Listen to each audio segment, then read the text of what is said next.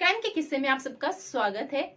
आज की जो कहानी मैं आपको सुनाने जा रही हूँ, ये कहानी है हरियाणा का एक जिला है रेवाड़ी और यहीं का एक नगर है बावल, जहाँ पर एक माँ के गुजरने के बाद एक नाबालिग बेटी के साथ में जो कुछ भी होता है उसे सुनकर आप भी परेशान हो जाएंगे और आपकी भी रूह कांप उठेगी। आदाब, नमस्कार, सत श्री अकाल। क्राइम के किस्से में सुनाई जाने वाली कहानियां अगर आपको पसंद आती हैं तो चैनल को सब्सक्राइब करें और बेल आइकन दबाना ना भूलें।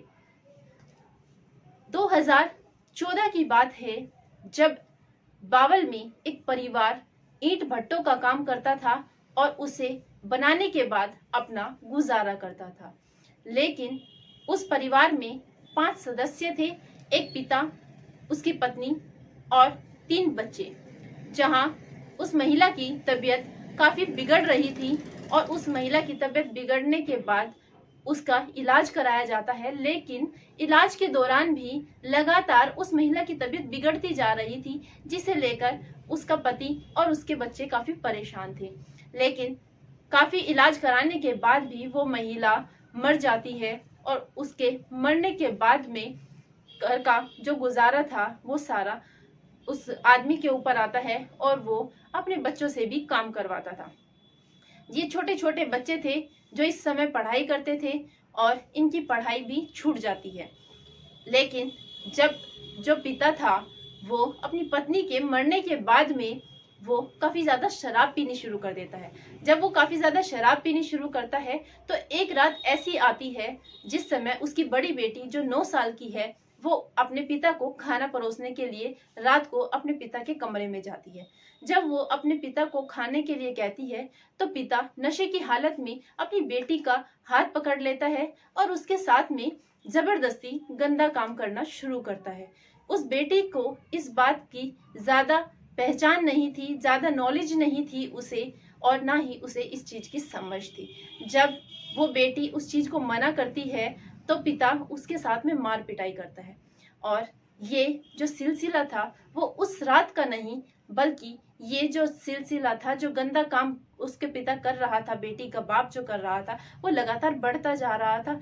एक एक दिन रोज ये काम बढ़ता ही जाता है और एक दिन ऐसा आता है कि जो वो पिता था वो अपनी बेटी के साथ में रोज रात को ये काम करना शुरू कर देता है।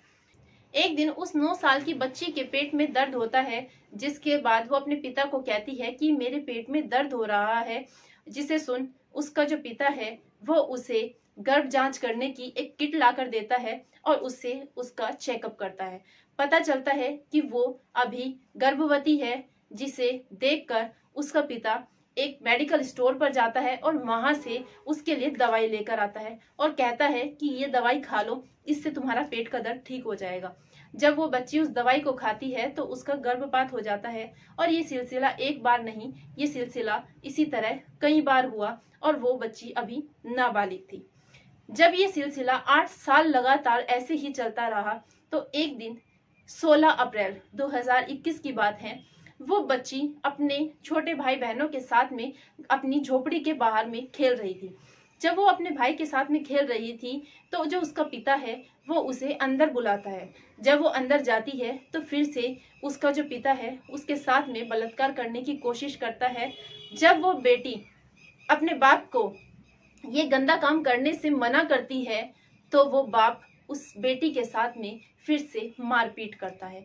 लेकिन इस बार इस बेटी ने हिम्मत जुटाई और वहां से अपने पिता को धक्का देकर निकल गई। जब वो वहां से फरार हुई तो वो बेटी सीधा पुलिस थाने पहुंचती है। जब वो पुलिस थाने पहुंची तो उसने पुलिस को एक बात बताई और कहा कि जो मेरे पिता है वो 8 साल से मेरे साथ लगातार बलात्कार कर रहे हैं। मेरी माँ के गुजरने के बाद से ये सिलसिला ऐसे ही चल रहा है, कई बार मेरा गर्भपात भी करवा दिया गया है।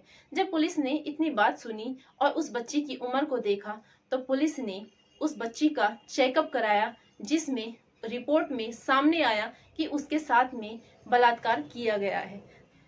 रिपोर्ट में जब बलात्कार जैसी घटना सामने आई तो पुलिस ने उस 17 साल की बेटी के पिता को गिरफ्तार किया और जब ये मामला फास्ट ट्रैक कोर्ट में पहुंचा तो एएसजे अर्चना यादव ने उस व्यक्ति के खिलाफ 25 साल की सजा सुनाई है और 35,500 रुपए का जुर्माना भी लगाया है। 28 मार्च को ये सजा सुनाई गई है और 2 साल लग गए उस बेटी को इंसाफ मिलने में। और ये भी कहा गया है कि अगर वो व्यक्ति 35,500 रुपए की अगर रकम वो नहीं दे सका तो 3 महीने की उसे सजा और काटनी पड़ेगी।